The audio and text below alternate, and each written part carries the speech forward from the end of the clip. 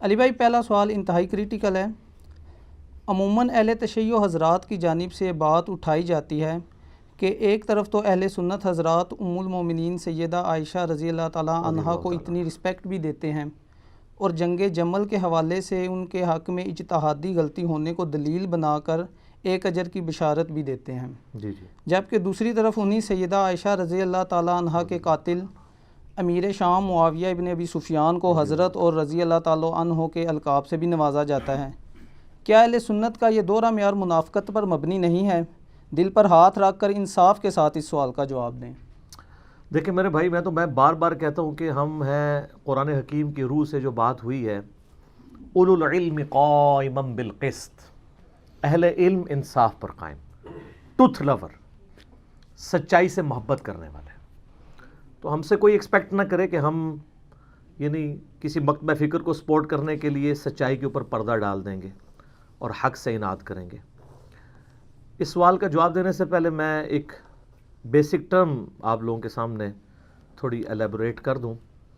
اہل سنت کے ہاں ایک ٹرم بولی جاتی ہے، الصحابۃ کلہم عدول، تمام کے تمام صحابہ جو ہیں یہ عدول مانے گئے، یعنی ان کی عدالت جو ہے، یعنی ان کی گواہی قبول کی جائے گی۔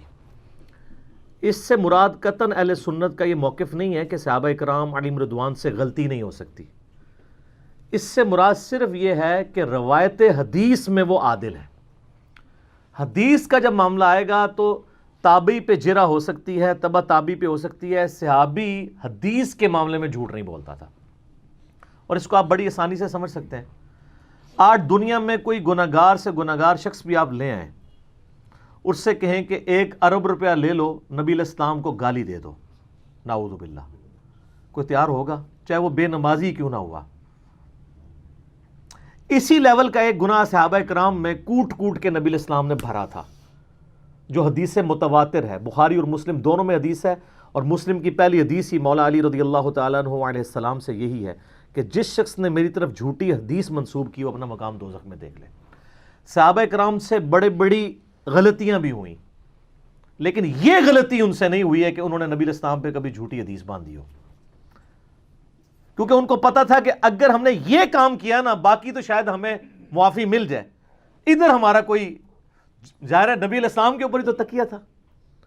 تو اسی وجہ سے ہم کہتے ہیں الصحابۃ کلہم عدول۔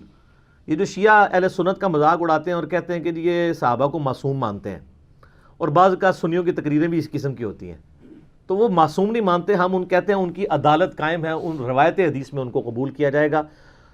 ایون وہ صحابہ جن سے بڑی اس طرح کی چیزیں رپورٹ ہوئی ہیں بخاری اور مسلم میں، چاہے حضرت معاویہ رضی اللہ تعالیٰ عنہ ہوں، حضرت مغیرہ ابن شعبہ رضی اللہ تعالیٰ عنہ ہوں، حضرت عمر ابن عاص رضی اللہ تعالیٰ عنہ ہوں، اور اسی طریقے سے بسر ابن ابی ارطاء ہوں، باقی لوگ ہوں، حدیثیں ان سے قبول کی گئی ہیں۔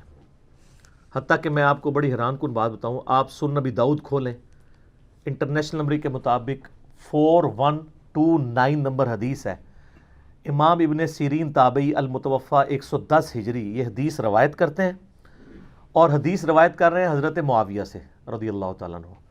حدیث وہ بیان کرتے ہوئے کہتے ہیں کہ نبی علیہ السلام نے یعنی درندوں کی کھالیں پہننے سے، ان پہ سواری کرنے سے منع کیا، یعنی یہ تکبر کی علامت ہے۔ حدیث بیان کر کے وہ ساتھ پھر کہتے ہیں وَقَانَ مُعَاوِيَةُ، یعنی معاویہ رضی اللہ تعالیٰ عنہ جو تھے، لا يُتَّهَّمُ فِي الْحَدِيثِ عن رسول اللہ صلی اللہ علیہ وآلہ وسلم، ان سے حدیث روایت کرنے کے اعتبار سے ان پہ کوئی تہمت نہیں ہے، وہ متہم نہیں تھے، یعنی ایسا شخص جس پہ تہمت ہونا کہ جھوٹ بولتا ہے، یہ غلط بیانی کرتا ہے۔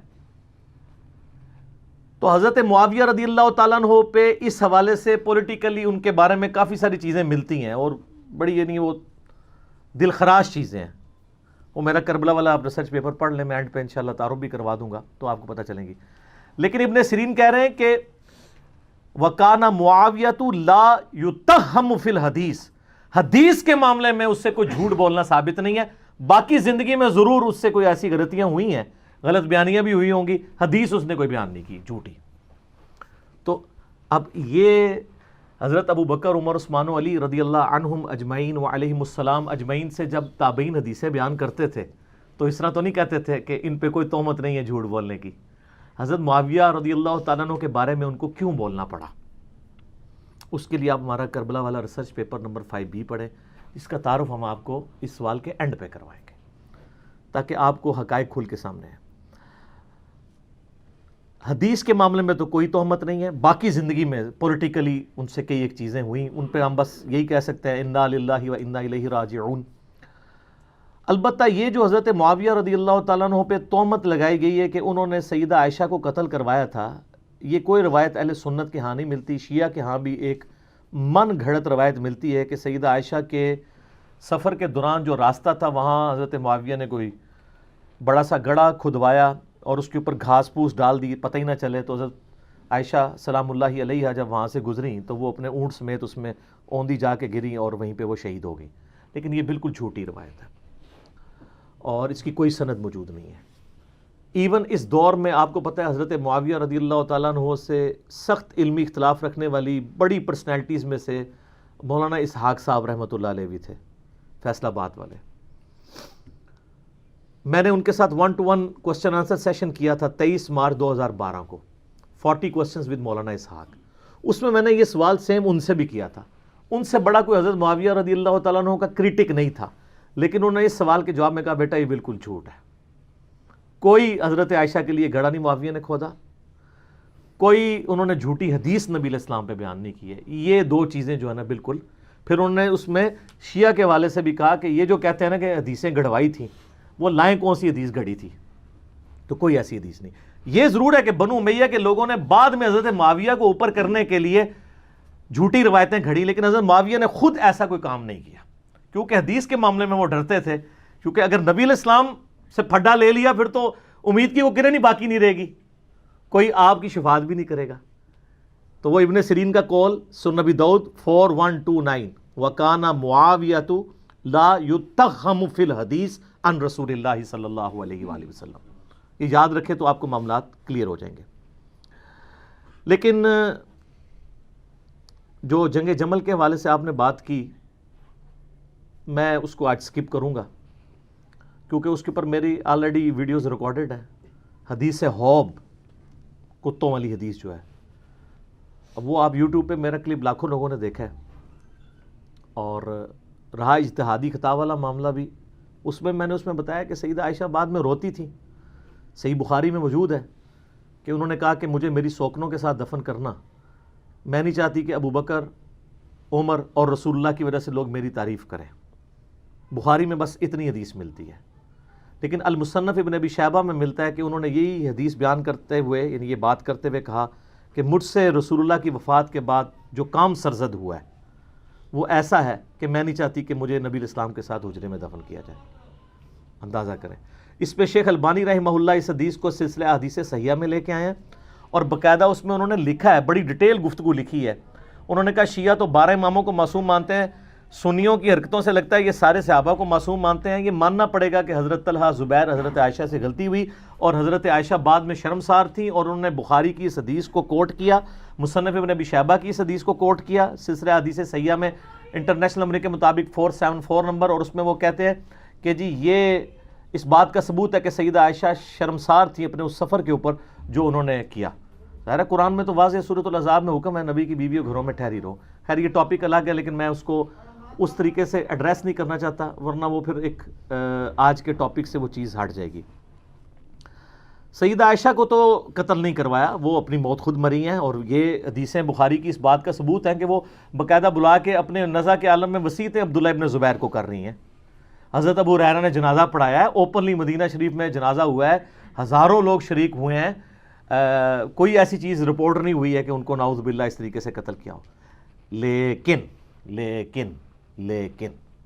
یہ بات بالکل ٹھیک ہے کہ ام عائشہ سلام اللہ علیہا حضرت معاویہ رضی اللہ تعالیٰ عنہ کی جو ظلم و ستم والی پالیسیز تھیں اپنے مخالفین کے خلاف، اس سے سخت نالاں تھیں اور ڈائریکٹ افیکٹو بھی تھیں. اور اس حوالے سے گھنٹوں گفتگو ہو سکتی ہے. اس کانٹیکسٹ میں ایک بنیادی حدیث جو آپ کو پوری ڈاکٹرائن یا ڈاکٹرن اگر صحیح پروننسیشن کی جائے وہ کلیئر کرے گی. وہ صحیح مسلم میں حدیث ہے, انٹرنیشنل نمبر کے مطابق 4776. عبداللہ بن عمر بن عاص رضی اللہ تعالیٰ عنہ خانہ کعبہ کے دیوار کے ساتھ ٹیک لگائے ہوئے بیٹھے ہوئے تھے. ایک شخص ان کے پاس آیا جس کا نام تھا عبد الرحمن بن عبد رب الکعبہ تابعی. تو عبداللہ بن عمر بن عاص وہاں حدیث بیان کر رہے تھے کہ آپ کو اپنے وقت کے حاکم کی, امیر کی اطاعت کرنی چاہیے. وہ سنتا رہا. اینڈ پہ اس نے کہا کہ کیا واقعی آپ نے رسول اللہ سے یہ بات سنی ہے کہ جس طرح کا بھی حکمران ہو اس کی اطاعت کی جائے؟ ان کا ہاں, میری کانوں نے سنا, میری آنکھوں نے نبی علیہ السلام کو دیکھا, میرے دل نے محفوظ کیا. تو انہوں نے کہا اگر یہی بات ہے تو اس وقت جو ہمارا حکمران ہے آپ کے چچا کا لڑکا معاویہ ابن ابی سفیان رضی اللہ تعالیٰ عنہما, ہم تو ظاہر رسپیکٹ ہی کریں گے اس کی وجہ سے کہ علی کی شیعہ وہ ہوتے ہیں جو مخالفین کے لیے بھی دعا کرتے ہیں, اور بنو امیہ کے شیعہ وہ ہوتے ہیں جو ہے وہ مولا علی پہ ممبروں پہ سب و شتم کرواتے ہیں. یہ بھی ٹاپک الگ سے ہے, میرے اس پہ بھی کلپ ریکارڈڈ ہے. تو یہ آپ کے چچا کا جو لڑکا ہے یہ تو ہمیں کہتا ہے کہ ہم لوگوں کا مال ناحق طریقے سے ہڑپ کریں اور لوگوں کو ناحق قتل کریں, جبکہ قرآن کہتا ہے سورہ نساء کی آیت نمبر 29 اس تابعی نے صحابی کو سنائی کہ قرآن تو کہہ رہا ہے کہ ایک دوسرے کا مال حرام طریقے سے ہڑپ مت کرو اور ایک دوسرے کو قتل نہ کرو, اور آپ کے چچا کا لڑکا معاویہ ہمیں اس بات پہ ابھارتا ہے کہ ہم لوگوں کو ناحق قتل بھی کریں, ان کا مال بھی لوٹیں. اب اتنی سخت بات سن کے حضرت معاویہ رضی اللہ تعالیٰ عنہ کے بارے میں ان کے چچا زاد عبداللہ بن عمر بن عاص جو خانہ کعبے کے ساتھ ٹیک لگائے ہوئے بیٹھے تھے وہ خاموش ہو گئے تھوڑی دیر کے لیے, سر جھکا لیا. پھر انہوں نے سر اٹھا کے کہا کہ جن معاملات میں معاویہ تمہیں اللہ اور اس کے رسول کے مطابق چلنے کا حکم دیتا ہے اس میں اس کی اطاعت کرو, اور جس میں وہ اللہ کی نافرمانی کا تمہیں حکم دے اس میں تم اس کی نافرمانی کرو. دیکھیں یہ صحابی کی اپروچ یہی ہوتی ہے. یہ ہے وہ بنیادی حدیث جس سے آپ کو پتہ چلے گا کہ اس وقت سینیریو کیا بنا ہوا تھا. اب اس کے بعد آپ ذرا اس طرف آ جائیں کہ سیدہ عائشہ ڈائریکٹ افیکٹی کیوں تھی. سیدہ عائشہ کے بھائی تھے ایک محمد ابن ابی بکر, ان کو حضرت معاویہ رضی اللہ تعالیٰ عنہ نے قتل کروایا تھا. محمد بن ابی بکر 9 ہجری میں پیدا ہوئے ہیں اور 30 سال سے کم ان کی عمر تھی کہ ان کو قتل کر دیا گیا, اور ان کا بیٹا ایک ہی تھا قاسم, اور قاسم کی جو آگے سے بیٹی تھی وہ تھی فاطمہ جو امام جعفر صادق علیہ السلام کی ماں ہے. اکثر سنی بڑے فخر سے کہہ رہے ہوتے ہیں اہل بیت کے امام جو ہیں وہ تو حضرت ابوبکر صدیق کی اولاد میں سے ہیں. سر حضرت ابوبکر صدیق رضی اللہ تعالیٰ عنہ کی وہ اس اولاد سے ہیں جو بنو امیہ کے بہت مخالف تھی, وہ آپ والی وہ اولاد نہیں ہے. سمجھ رہی بات کی؟ اس کی حدیثیں ہیں بخاری میں قاسم کی جو محمد بن ابی بکر کا بیٹا ہے. اچھا میرے بھائیو, جو محمد ابن ابی بکر ہے نا رضی اللہ تعالیٰ عنہ علیہ السلام, یہ کوئی عام بندہ نہیں ہے. یہ سیدنا ابو بکر کے وہ بیٹے ہیں جو نبی علیہ السلام کے آخری حج کے دوران پیدا ہوئے تھے, اور ان کی والدہ اسما بنت امیس نبی علیہ السلام کے ساتھ حج کے لیے تشریف لے گئی تھی, اور بخاری مسلم میں موجود ہے کہ اس دوران وہ کہتے ہیں میں نے محمد کو جنا. ماشاءاللہ. تو نبی علیہ السلام نے ان کو دیکھا ہوا ہے, ان کی زیارت نبی علیہ السلام نے کی ہے, اور انہوں نے نبی علیہ السلام کی زیارت کی ہوئی ہے, لیکن اپنی شیر خارگی کی عمر میں. صحابی بھی آپ کہہ سکتے ہیں, تابعی تو ہیں ہی ہیں. بار نبی علیہ السلام نے آمنا سامنا ہوا ہے.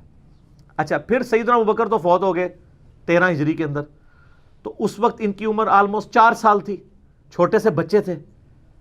تو ان کی جو والدہ تھی نا اسما بنت امیس, حضرت ابوبکر کی وفات کے بعد حضرت علی نے ان سے شادی کر لی. اب حضرت علی نے جب شادی کی تو ان کی ساری پرورش محمد بن ابی بکر کی کس نے کی؟ مولا علی نے.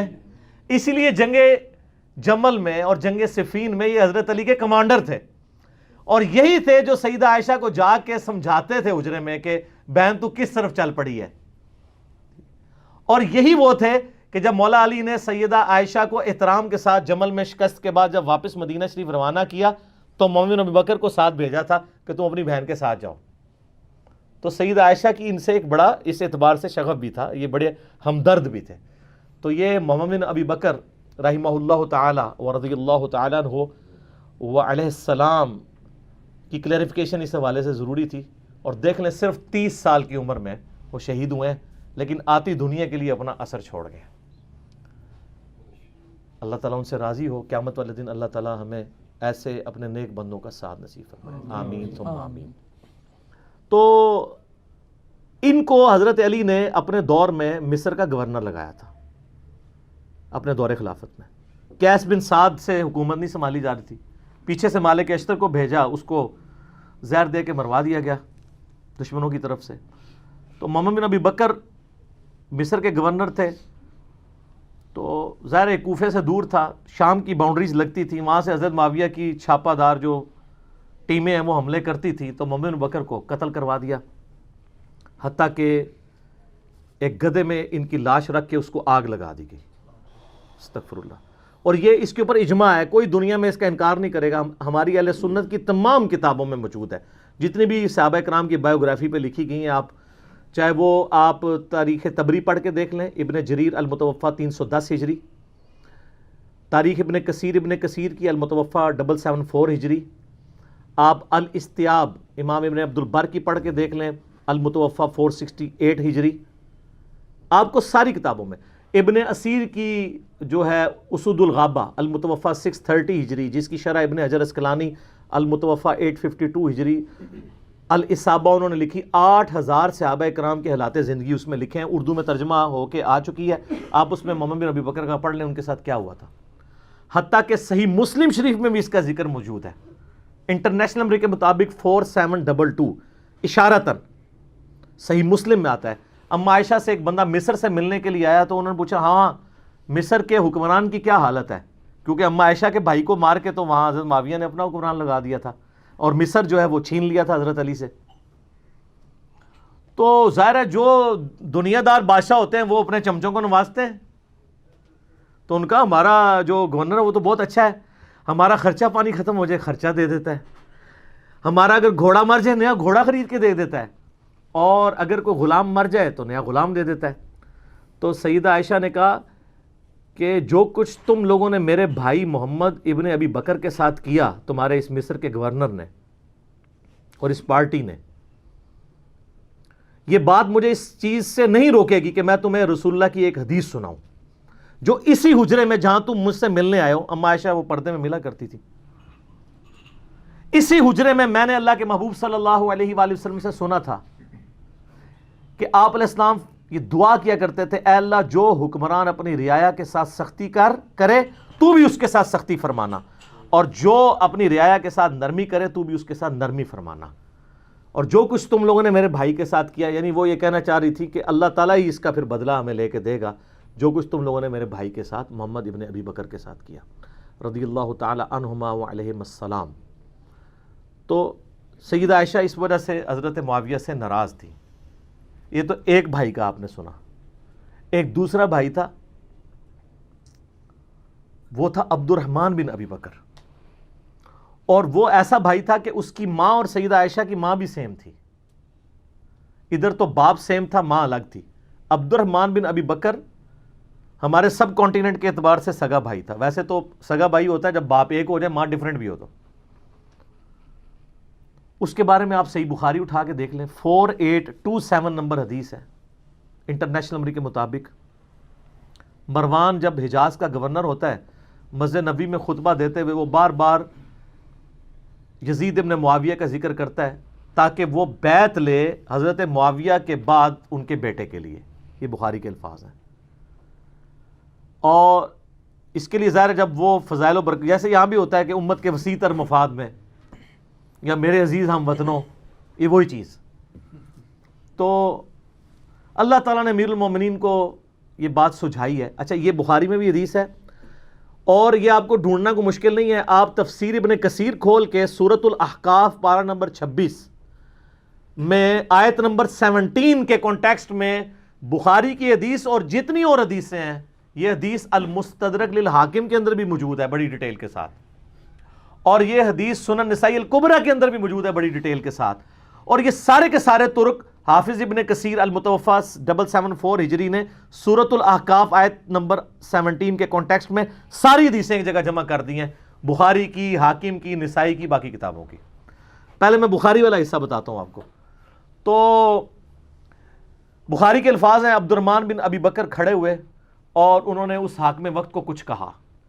اب امام بخاری نے یہ نہیں بتایا کہ کیا کہا، لیکن یہ بات سمجھ آ گئی کہ گل چوبے علی کی تھی، اگر وہ لگ گئی جا کے، کیونکہ وہ بھی اس قسم کی باتیں کر رہا تھا۔ وہ باتیں میں آپ کو دوسری کتابوں سے، حاکم سے اور سنن نسائی الکبریٰ سے بتاؤں گا، اور تفسیر ابن کثیر کھول کے آپ لوگوں کے گھروں میں ہوگی، پڑھ لیں، PDF فریلی اویلیبل ہے۔ تو اس کے بعد بخاری کے الفاظ ہیں کہ وہ مروان کو غصہ آیا، اس نے کہا پکڑو اسے، گرفتار کرو، آج کے دور میں نیب کے حوالے کرو۔ تو سیدنا عبد الرحمن بن بکر فوراً جا کے مسجد نبوی کے ساتھ ایڈجسٹنٹ اما عائشہ کا حجرہ تھا، اس میں جا کے چھپ گئے۔ اب اتنے تو کوئی بغیرت نہیں تھا، اتنی عوام دیکھ رہی تھی، حضرت عائشہ کے حجرے میں تو کوئی گھس نہیں سکتا تھا، وہ تو محرم تھے، ان کے بھائی تھے۔ تو مروان کا غصہ نہیں ٹھنڈا ہوا، اس نے باہر سے کہا ہاں ابو بکر کے بیٹے، تو ہی ہے نا جس کے بارے میں وہ آیت نازل ہوئی ہے سورۃ الاحقاف آیت نمبر 17، کہ یہ کہتا ہے کہ میرے ماں باپ مجھے کہتے ہیں کہ جب ہم مر کے مٹی ہو جائیں گے تو دوبارہ سے زندہ کیے جائیں گے، یہ تو اگلے لوگوں کی کہانیاں ہیں۔ ابو بکر کے بیٹے یہ تیرے بارے میں نازل ہوئی ہے، تو اپنے ماں باپ کو کہتا تھا کہ قرآن اگلے لوگوں کی کہانی ہے، نعوذ باللہ، کتنا بڑا جھوٹ بولا۔ تو سیدہ عائشہ سے برداشت نہیں ہوا، وہ حجرے کے اندر سے ہی بولی، انہوں نے کہا آل ابی بکر کے بارے میں کوئی آیت ایسی نازل نہیں ہوئی ہے سوائے سورہ نور کی وہ آیات جو میری برات میں نازل ہوئی تھی، حدیث افک والی، تو آل ابی بکر کے اوپر الزام لگاتا ہے۔ بخاری میں اتنی حدیث ہے، لیکن فلنگ دی بلینکس موجود ہے، انہوں نے بلینکس امام بخاری نے چھوڑی ہیں، وہ فل کی ہیں حاکم نے اور سنن نسائی الکبریٰ میں، اور حافظ ابن کثیر نے بھی کر دی سورۃ الاحقاف آیت نمبر 17 میں۔ وہ کیا ہے کہ مروان نے کہا کہ امیر المومنین جو ہے نا یہ چاہتے ہیں کہ اپنے بعد اپنے بیٹے کو نامزد کر دیں، جس طرح کہ ابو بکر نے بھی تو عمر کو نامزد کیا تھا، حالانکہ وہ بھی مشورے سے کیا تھا، اور دوسرا عمر حضرت ابو بکر کے بیٹے تھے، تو کیا وہ مطلب وہ کس طریقے سے ریزیمبلنس بنا رہا تھا، تو اس پہ ابو بکر کے بیٹے کو غصہ تو آنا تھا نا۔ تو ابو بکر کا بیٹا عبد الرحمن بن بکر وہاں کھڑا، اس نے کہا سیدھی طرح کہہ تیرا امیر المومنین معاویہ کیسر و کسرا کے طریقے پہ چلنا چاہتا ہے، ابو بکر اور عمر کے طریقے پہ نہیں۔ ہائے ہائے ہائے ہائے، اے وہ گل سی جیڑی بخاری میں لکھا ہے، کچھ کہا انہوں لگ گئی آگ، انہوں نے کہا پڑھو انہوں، پھر آگے بخاری میں آتا ہے، اور اس میں آگے موجود ہے کہ سیدہ عائشہ نے اندر سے کہا اسکت، چپ کر، بکواس بند کر، آل ابی بکر کے بارے میں کوئی ایسی آیات نازل نہیں ہوئی سوائے میری برات میں۔ اور ان حدیثوں میں آگے موجود ہے البتہ مروان تیرے بارے میں موجود ہے، جب تو اپنے باپ حکم کی پشت میں تھا، رسول اللہ نے کہا تھا حکم پہ لعنت، اس کی اولاد پہ لعنت، تو اسی لعنت کا ٹکڑا ہے۔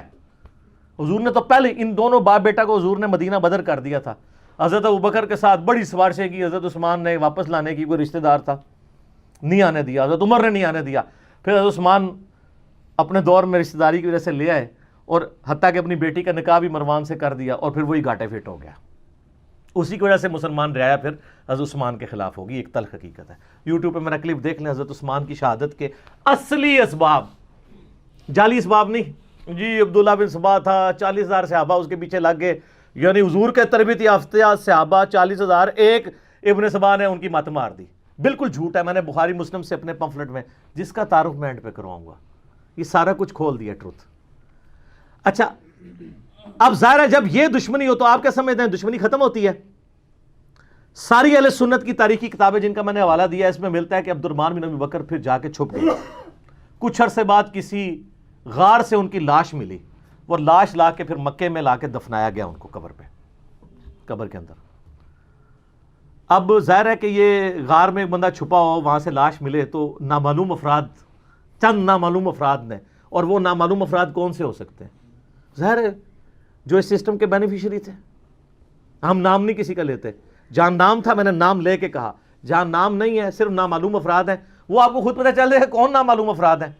حتیٰ کہ جامعہ ترمذی میں موجود ہے 1055 نمبر حدیث انٹرنیشنل نمبر کے مطابق، اما عائشہ عبد الرحمن بن ابی بکر کی قبر پہ آئیں، روئیں، وہاں پہ آ کے اشعار پڑھے، وہ بڑے دردناک عربی کے اشعار ہیں کہ ایک زمانہ تھا اے میرے بھائی، ہم اکٹھے گھر میں رہتے تھے، ہم نے کبھی سوچا بھی نہیں تھا ہم ایک دوسرے سے کبھی جدا بھی ہوں گے، اور آج یہ حالت ہے کہ ہمیں یہ یاد بھی نہیں کہ ہم دونوں اکٹھے تھے، اور اگر میں تیری موت کے وقت تیرے پاس موجود ہوتی اور ساتھ یہ کفن دفن والا معاملہ کرتی تو میں تیری قبر پہ بھی نہ آتی، چونکہ تو میری غیر موجودگی میں فوت ہوا ہے، اس لیے میں تیری قبر پہ آئی ہوں۔ تو آپ اس پورے سینیریو میں دیکھیں محمد بن بکر کے ساتھ کیا کیا ان لوگوں نے. عبد الرحمن بن ابی بکر کے ساتھ 2 بھائی اماں عائشہ کے اس طریقے سے دنیا سے رخصت ہوئے. اس پورے کانٹیکسٹ میں اب آپ کو حدیث سمجھ آئے گی جو مسند امام احمد میں موجود ہے, المستدرک للحاکم کے اندر موجود ہے, اور شعیب آرنوت جو مسند امام احمد کی تحکیم کرنے والے ہیں, انہوں نے اس حدیث کو صحیح کہا ہے. امام حاکم نے اس حدیث کو صحیح کہا ہے. بڑی ڈیٹیل حدیث ہے. اس میں آتا ہے کہ حضرت معاویہ اپنے دور میں حضرت عائشہ سے ملنے کے لیے آئے. سیدہ عائشہ نے کہا کہ اے معاویہ, تجھے اللہ کا خوف نہیں آتا جو کچھ تو نے حجر ابن عدی اور ان کے ساتھیوں کے ساتھ کیا؟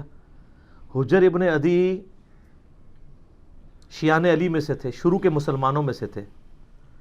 ان کو حضرت معاویہ نے ظلماً شہید کروایا. وہ پوری ڈیٹیل آپ کو مستدرک الحاکم میں ایک پورا چیپٹر ہے حجر ابن عدی کا. وہ سر میری ویڈیوز دیکھ کے امام حاکم نے نہیں, میری پیدائش سے بھی وہ پہلے کا ہے, 1000 سال پہلے. وہ 13 حدیثیں آپ پڑھیں, آپ کے آنسو نہیں رکیں گے کس ظلم کے ساتھ حجر ابن عدی کو قتل کروایا گیا. صرف اس بات پہ کہ یہ جمعے کی نماز لیٹ کر دیتے تھے, ممبروں پہ سب و شتم حضرت علی پہ کرتے تھے, یہ مخالفت کرتے تھے. اور اس شخص کی قبر وہاں پہ کھودی گئی جو علاقہ حضرت عمر کے دور میں حجر ابن عدی نے فتح کیا ہوا تھا. ہائے ہائے ہائے. اور آخری وقت میں کہا گیا کہ بچت کی ایک صورت ہے کہ حضرت علی پہ لعنت کر دو, چھوڑ دیں گے. ان کا پوری زندگی علی سے عشق کیا. اب موت کو دیکھ کے تو میں حضرت علی کے اوپر سب و شتم کر دوں. اور کہا 2 نفل پڑھنے کی اجازت دو, اور نفل تیزی سے پڑھے. اور کہا میں نے اس لیے تیزی سے پڑھے تاکہ تمہیں یہ نہ ہو کہ میں موت کو ڈیلے کرنے کے لیے نماز اس طرح پڑھ رہا ہوں, میں نے زندگی میں کبھی اتنی تیز نماز نہیں پڑھی. اور پھر کہا وصیت کی لوگوں کو. ایران والوں نے حجر ابن عدی کے اوپر, جن کو آپ کہتے ہیں صحابہ کو نہیں مانتے, انہوں نے پوری ایک فلم بنائی ہے حجر ابن عدی کے اوپر, یوٹیوب پہ رکھی ہے اردو ڈبنگ کے ساتھ. تو انہوں نے وہاں پبلک کو وصیت کی کہ مجھے میری انہی بیڑیوں میں اور انہی خون آلود کپڑوں میں دفن کرنا ہے, قیامت والے دن پولیس رات پہ میں معاویہ کا گریبان پکڑوں گا.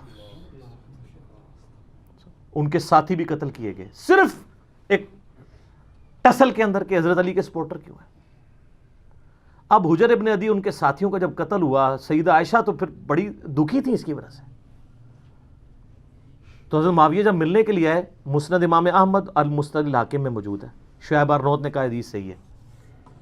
کہا معاویہ تجھے کوئی خوف نہیں آیا, تو نے حجر ابن عدی اور ان کے ساتھیوں کے ساتھ جو کچھ کیا, اور تجھے ڈر نہیں لگتا کہ میں ایک بندہ مقرر کروں جو چھپ کے تیرے اوپر وار کرے اور تجھے قتل کرتے؟ یعنی حضرت عائشہ کا غصہ کس لیول کا تھا کہ میں گریلا وار کروا کے تجھے مروا نہ دوں.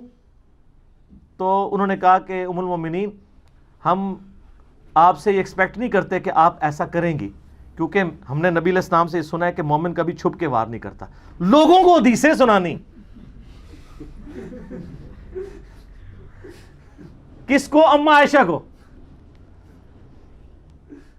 اور پھر کہا کہ اماں یہ بتائیں آپ کا جو میں نے خرچہ پانی لگایا ہوا ہے اس معاملے میں تو کوئی, اور وہ انہوں نے نہیں لگایا ہوا تھا, وہ تو آپ کو مال غنیمت میں سے مسلمانوں کو وظیفہ ملتا تھا, حضرت عمر کے دور کا شروع ہوا تھا, اس میں تو کوئی آپ کو شکایت نہیں ہے. تو انہوں نے کہا مجھے اس معاملے میں کوئی شکایت نہیں, یہ شکایت تھی جو میں نے تمہیں کی ہے. تو انہوں نے کہا اماں یہ کام چھوڑیں, ہمیں اپنے کام دنیاوی چلانے دیں, ہمارا معاملہ اور اللہ کا معاملہ, ہمیں ہماری سیاست والے معاملات میں آپ دخل نہ دیں. آپ اندازہ کریں. اور یہ ہمیں تاریخ سے روایتیں لا کے دیتے ہیں کہ جی وہ جناب جی حضرت عائشہ کہتی تھی میری زندگی بھی معاویہ میں لگ جائے. اس سے تہاڈی ہسی بھی دستی ہے کہ روایتاں کس نے کڑیاں ہونیاں نے, کیونکہ حدیثیں کچھ اور بتا رہی ہیں. ٹھیک ہے, تو یہ کوئی شخص کہے گا جس کے بھائی قتل ہوئے ہوں, جس نے اتنے قتل عام دیکھا ہو. اسی لیے آپ دیکھ لیں کہ سیدہ عائشہ کو ساری گیم سمجھ آ گئی تھی. جنگ جمل میں بھی ان کو مس یوز کیا گیا, بعد میں ان کو ساری بات سمجھ آ گئی تھی. تو یہ وہ کہانیاں بنا بنا کے بتاتے ہیں. تو اب اس پورے سینیریو میں دیکھیں, اماں عائشہ سلام اللہ علیہا کو بڑا قلق تھا حضرت معاویہ رضی اللہ تعالیٰ عنہ کے اس طرح کے ایٹیچیوڈ کے اوپر, اس لیے انہوں نے یہ بات کی. اور میں آپ کو بتاؤں, میں گھنٹوں فی الودی بول سکتا ہوں ہمارے جو ائمہ اہل سنت تھے ان کی کتنی سخت رائے اس کی وجہ سے بنی. مثلا امام ہیں علی ابن الجعد, بعض سے ابن الجود پڑھتے ہیں لیکن یہ زبر کے ساتھ ہے. المتوفا 230 ہجری، امام بخاری امام مسلم کے استاد ہیں. صحیح بخاری میں 14 حدیثیں، 14 حدیثیں ان سے ہیں. امام احمد بن حنبل کے بھی استاد، امام بخاری کے استاد. ان کی حدیث کی کتاب بھی ہے مسند علی ابن الجود جعد، جس طرح کہ مسند امام احمد ہے. سکہ سرٹیفائیڈ سنی امام. ان کے بارے میں ابن حجر اسقلانی تہذیب التقریب میں صحیح سند کے ساتھ لے کے آئے ہیں. اور شیخ زبیل زئی صاحب رحمہ اللہ تعالیٰ نے اپنی جو وہ قیام رمضان کی تعداد رکھتوں کی وہ جو کتاب ہے اس میں بھی نقل کیا ہے. یہ کہا کرتے تھے اگر مجھے قیامت والے دن یہ بات پتہ چلے کہ اللہ تعالیٰ معاویہ کو عذاب دے رہا ہے تو مجھے یہ برا نہیں لگے گا، کیونکہ مجھے پتہ ہے اس نے امت کے ساتھ کیا کیا ہوا ہے.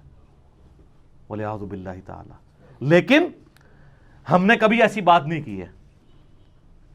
ہم بخاری مسلم کی حدیثیں بیان کر کے بھی نیم رافضی ڈکلیئر ہو جاتے ہیں چند ناسبیوں کی طرف سے جو آلموسٹ اب ختم ہو چکے ہیں، اپنے فرقے کی وہ میت پہ ہی نوحہ کر رہے ہیں.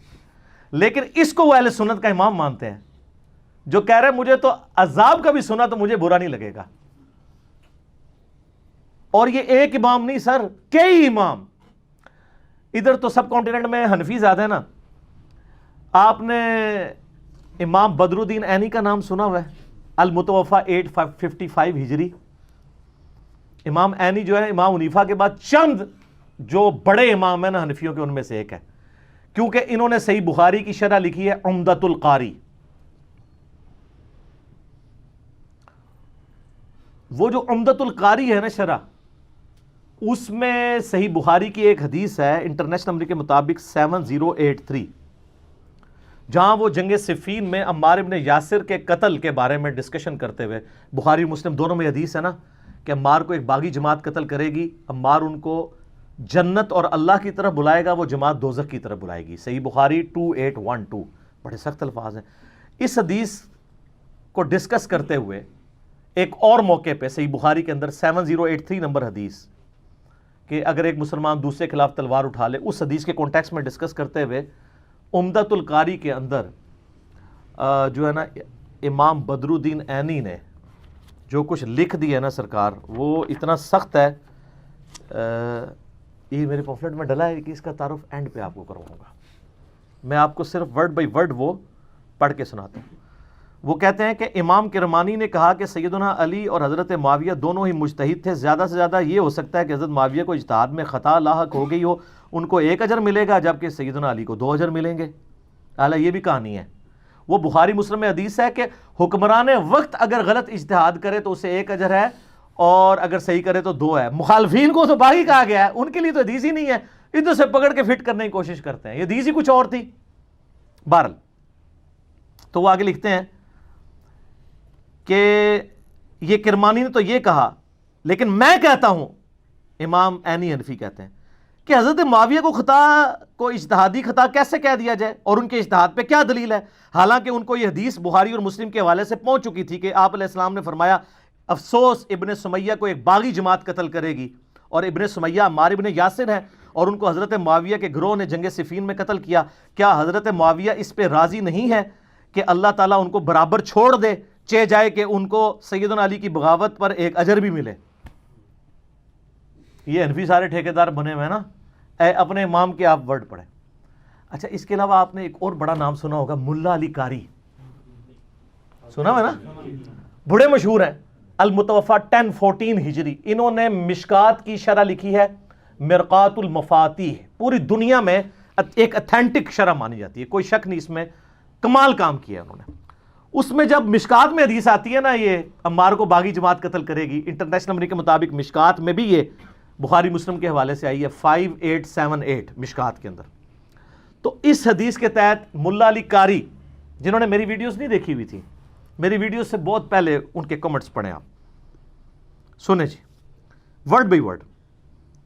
میں کہتا ہوں کہ جب حضرت معاویہ پر واجب تھا کہ وہ اپنی بغاوت سے رجوع کر کے خلیفہ برحق حضرت علی کی اطاعت کی طرف آ جاتے، مخالفت چھوڑ دیتے اور خلافت منفیہ یعنی نفع حاصل کرنے کی طلب سے یہ خلافت کے حوالے سے اس کو ترک کر دیتے، جو انہوں نے نہیں کیا، تو اس سے ظاہر ہوتا ہے کہ وہ باطن میں باغی تھے اور ظاہر میں خون عثمان کو ڈھال بنائے ہوئے تھے.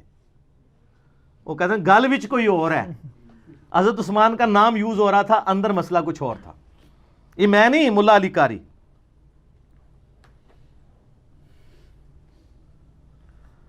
چنانچہ ڈھال بنائے ہوئے تھے لوگوں کو دکھانے کے لیے، یہ بھی الفاظ لکھے ہیں. چنانچہ یہ حدیث ان کے پوشیدہ چیز کو ظاہر کرنے والی ہے، یعنی عمار کو باغی جماعت قتل کرے گی، اور ان کی بغاوت کو روکنے والی ہے. تاہم کتاب تقدیر میں اسی طرح لکھا ہوا تھا جیسا کہ ہوا ہے. ان کے عمل اور رویے کی وجہ سے قرآن اور حدیث دونوں مہجور اور متروک ہو گئے. وہ کہتے ہیں قرآن اور سنت کو پش پش ڈال دیا امیر شام نے. یہ کون کہہ رہا ہے؟ ملا علی قاری. سر ٹروتھ لور ہر زمانے میں موجود ہوتے ہیں. اچھا، ایک اور بہت بڑا امام جس کو سارے ہی مانتے ہیں، ابن حجر اسقلانی، جس نے فتح الباری لکھی ہے بخاری کی شرح، المتوفا 852 ہجری. وہ بخاری میں ایک حدیث آتی ہے، 2-3 حدیثیں کٹھی ہیں ذکر معاویہ والے چیپٹر میں.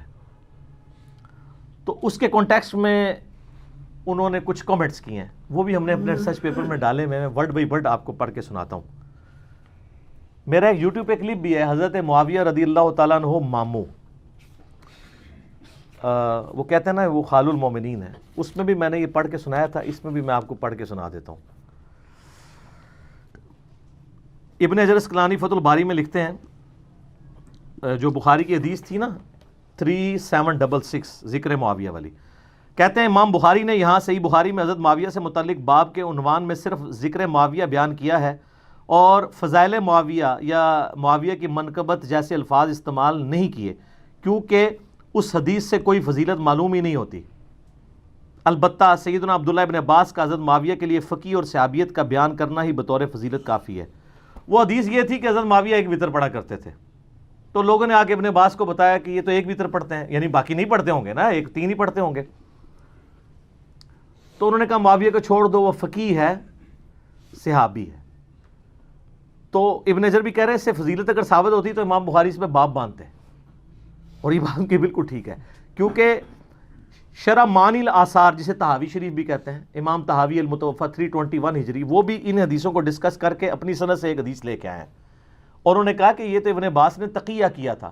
وہ ایک اور روایت لے کے آئے ہیں جس میں وہ کہتے ہیں کہ جب ان کو بتایا کہ حضرت معاویہ ایک وتر پڑھتے ہیں تو انہوں نے کہا اس حمار سے پوچھو کہ اس نے یہ ایک وتر کہاں سے نکال لیا. اور ترجمہ کرنے والے نے بھی حمار لکھا ہے. حمار عربی میں کہتے ہیں ڈونکی کو، گدھے کو. تو ترجمے نہیں نیچے کیا، تو میں نے وہ دکھایا تھا، وہ دیوبندیوں نے چھاپی ہوئی ہے، طحاوی شریف شرح معانی الاثار. تو وہ ابن حجر اس پہ کہہ رہے ہیں.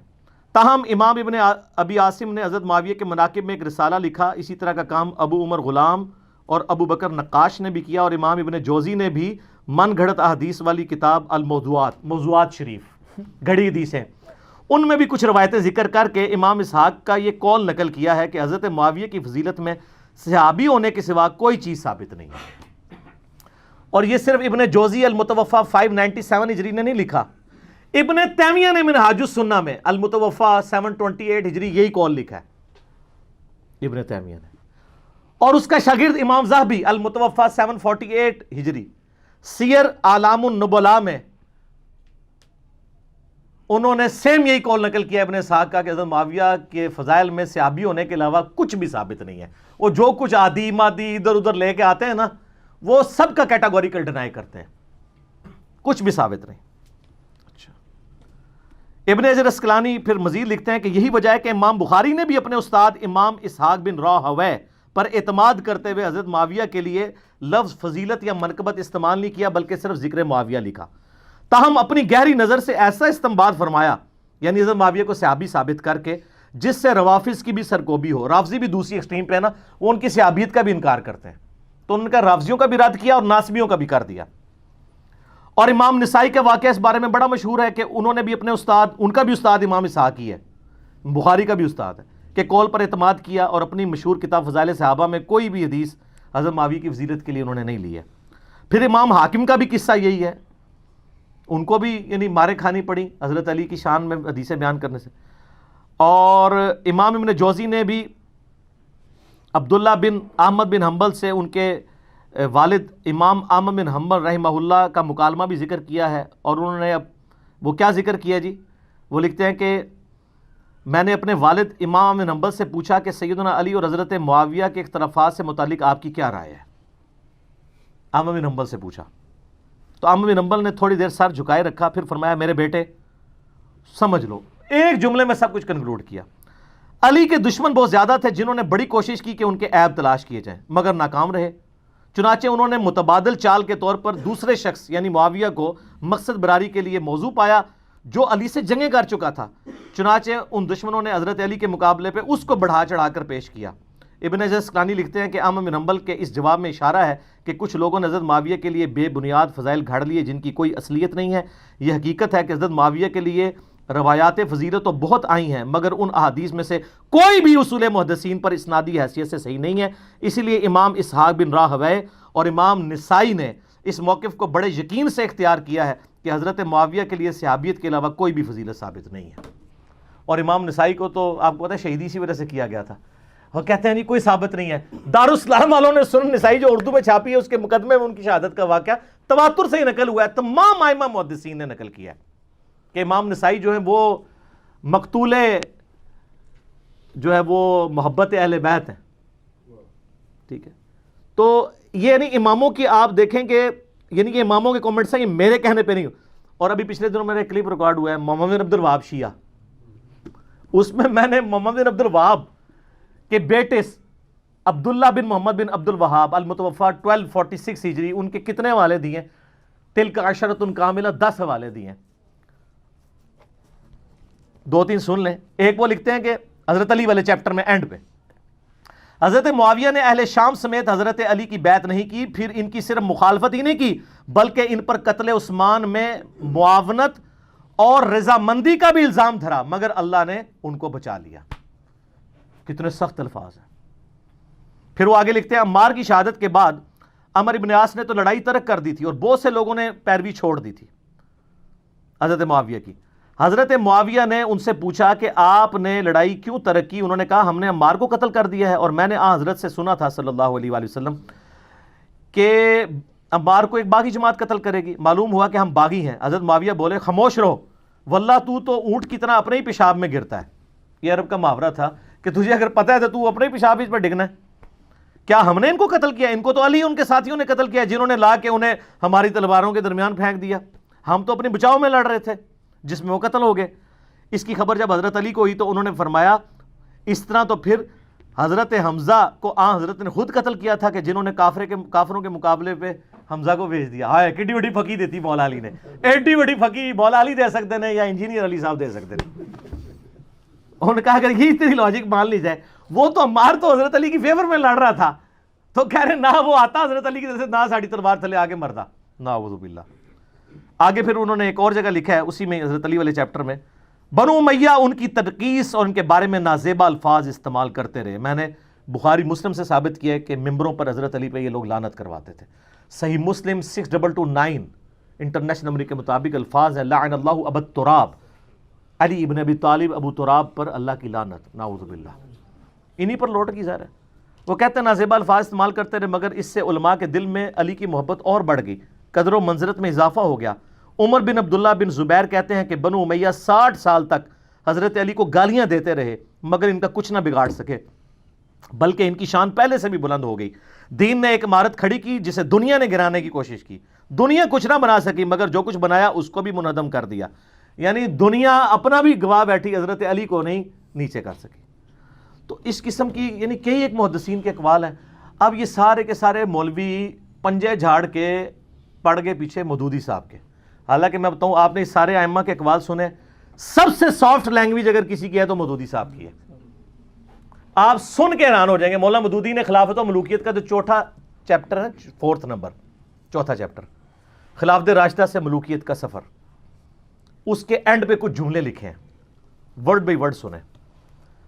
اس طرح خلافت راشدہ کا نظام کا آخری اور قطعی طور پر خاتمہ ہو گیا۔ خلافت کی جگہ شاہی خانوادوں نے لے لی اور مسلمانوں کے اس کے بعد سے آج تک پھر اپنی مرضی کی خلافت نصیب نہ ہو سکی۔ حضرت معاویہ رضی اللہ تعالیٰ عنہ کے محامد اور مناقب اپنی جگہ پر، ان کا شرف صحابیت بھی واجب الاحترام ہے۔ ان کی یہ خدمت بھی ناقابل انکار ہے کہ انہوں نے پھر سے دنیا اسلام کو ایک جھنڈے کے تلے جمع کیا اور دنیا میں اسلام کے غلبے کا دائرہ پہلے سے زیادہ وسیع کر دیا. ان پر جو شخص لان تان کرتا ہے وہ بلا شبہ زیادتی کرتا ہے. یہ مودودی صاحب لکھ رہے ہیں, کہتے ہیں ایک مودودی 100 یہودی, پڑھے بغیر ہی, ایک غریب تو بدتمیز, پڑھا ہے ہی کچھ نہیں, الزام. لیکن ان کے غلط کام کو تو غلط کہنا ہی ہوگا. اسے صحیح کہنے کے معنی یہ ہوں گے کہ ہم اپنے صحیح اور غلط کے معیار کو خطرے میں ڈال رہے ہیں. بس کون سی سخت لینگویج استعمال کی ہے؟ یعنی 6 جملوں میں سے 5 تعریفی ہیں اور ایک میں کہا کہ یار اولو العلم قائما بالقسط بنو, ورنہ کل کو کوئی بھی بندہ جو ہے نا وہ اپنی غلطیوں کی جعلی تعویلات کرنا شروع کر دے گا. یہ کوئی کرائٹیریا نہیں ہے کہ آپ اس طریقے سے چیزیں پکڑیں اور کسی شخص کے بارے میں اس کا جھوٹا دفاع کریں, اس کی وجہ سے دین کی عمارت ہی گرنی شروع ہو جائے. تو مودودی صاحب کے پیچھے لوگ پنجے جھاڑ کے پڑ گئے. اللہ کے فضل سے میں نے جو ہے نا وہ ہمت دکھائی اور یہ کہتے تھے تاریخی روایتیں. ویسے اب خلافت و ملوکیت کا ایک نیا ورژن آیا جس میں پوری تخریج ہوئی ہے کہ پہلے بھی حوالے دیے تھے, اب ذرا ڈیٹیل کے ساتھ ہے, جلد نمبر یہ وہ. ہم اس کو یعنی اپنی ویڈیو میں JPGs کے طور پہ ایڈ کریں گے. خلافت و ملوکیت سارے لوگ لے کے پڑھیں. ویسے 400 روپے مارکیٹ میں قیمت ہے, ہول سیل پرائز میں کارڈ والی آلموسٹ 250 کی اور گتے والی 300 کے قریب مل جائے گی. ہم کوشش کر رہے ہیں اپنی اکیڈمی میں منگوا لیں ہول سیل پرائز والی, پھر آپ لوگ منگوا بھی سکتے ہیں یہاں سے انشاءاللہ تعالی. میں نے بات کی ہے ان سے, پبلشر سے ان کے. تو خلافت و ملوکیت آپ پڑھیں تو آپ کو پوری ڈاکٹرن سمجھ آ جائے گی. پھر بھی میں نے اس پورے مقدمے کا دفاع کیا, اور یہ جو کہانی کراتے ہیں جی پہلے خلافت و ملوکیت اور تھی اب والی اور ہے, اور جب 1967 میں انہوں نے لکھی ہے نا اسی وقت مولوی ان کے خلاف ہو گئے تھے, اور وہی عبارتیں اگر آج والی میں موجود ہیں وہ آپ کے مولویوں کی کتابوں میں تو ہے نا جس پہ گرفت کی ہوئی ہے, تو اس کا مطلب تبدیل نہیں ہوئی. جھوٹ بول رہے ہیں, پہلے دن سے وہی ہے, کوئی تبدیل نہیں کی ہے. وہ ہے اتنی مضبوط کتاب ہے. میرا یوٹیوب پہ کلپ بھی ہے خلافت و ملوکیت کے دفاع پہ, وہ آپ دیکھ لیں. دیوبند کے اپنے علماء نے بھی دفاع کیا ہے, مفتی عامر عثمانی کا میں نے بتایا تھا. یہ سر میرا ریسرچ پیپر ہے, واقعہ کربلا کا حقیقی پس منظر 72 صحیح الاسناد احادیث کی روشنی میں, جس میں میں نے 200 روایتیں اکثر بخاری اور مسلم سے جمع کی ہیں, اہل سنت کی مین سٹریم کتابوں سے. 72 کا ٹائٹل میں نے شہدائے کربلا کی نسبت سے لیا. حدیثیں 200 سے زیادہ ہیں, ایک ایک نمبر پہ کئی حدیثیں ہیں. مثلا 33 نمبر پہ غدیر خم کے 8 طرق میں نے جمع کیے ہیں. یہ پمفلٹ عربی میں بھی ہے, اردو میں بھی ہے, انگلش میں بھی ہے, ہندی میں بھی ہے, تو باقی تو کوئی زبان بچی نہ. فری ڈاؤن لوڈ کریں اس کی سافٹ کاپی, پروفیشنل PDF ہماری ویب سائٹ ahlusunnatpak.com سے. اور اگر آپ کو ہارڈ کاپی چاہیے آپ ہمارے اکیڈمی کے نمبر پہ رابطہ کریں صبح 9 سے لے کے شام 5 بجے تک, +92-321-5900-162. پاکستان سے کریں گے تو 0321-5900-162. رابطہ کریں. یہ اور اس کے ساتھ میرے 8 ریسرچ پیپر اور 9 ریسرچ پیپر اور 3 اذکار کارڈ, 12 کا پیکج, نو پروفٹ اور تھوڑے سے لاس پہ, صرف 200 روپیز میں پورے ملک کے اندر ہم بھیجتے ہیں. اس کی فوٹو کاپی نہیں 200 روپے کی ہوتی, اور یہ کلرڈ چھپے ہوئے ہیں سارے ریسرچ پیپرز. وہ آپ منگوائیں اور اس کو آپ پڑھیں. اس میں میں نے اکثر حدیثیں بخاری مسلم سے دور حاضر کے بڑے بڑے محدثین, شیخ البانی, شیخ زبیر لیزئی, شیخ شعیب ارنوت رحمہم اللہ اجمعین, اور اس کے علاوہ باقی محدثین کی باقاعدہ تحکیم لگائی ہوئی ہے, اور پوری گیم سمجھائی ہے خلافت راشدہ سے سیدنا عمر کی شہادت سے لے کے سیدنا حسین کی شہادت تک. خلفائے راشدین کون ہے, سیدنا عثمان کی شہادت کے اصلی اسباب کیا ہے, جنگ جمل صفین نہروان کے اوپر بخاری مسلم کی حدیثیں, اس کے بعد صلح حسن, پھر حضرت معاویہ کا دور ملوکیت, اور پھر یزید کی ولی عہدی, اور پھر الٹیمیٹلی سیدنا حسین ابن علی کی مظلومانہ شہادت. یہ سارے کے سارے ٹاپکس میں نے ان ڈیپتھ اس کے اندر کور کیے ہیں. آپ اس کو منگوائیں, خود بھی پڑھیں, اور پھر آپ نے نا اس کو پڑھنے کے بعد ایک بار جھوم کے کہنا ہے کیا, نہ میں وابی نہ میں بابی, میں ہوں مسلم علمی کتابی. ہم علمی کتابی ہیں, بابوں کے ماننے والے نہیں ہیں. ٹھیک ہوگا جی. ابھی اذان مغرب ہوا چاہتی ہے تو اذان مغرب کا وقفہ کر لیتے ہیں, چھوٹا سے وقفے کے بعد ملتے ہیں انشاءاللہ.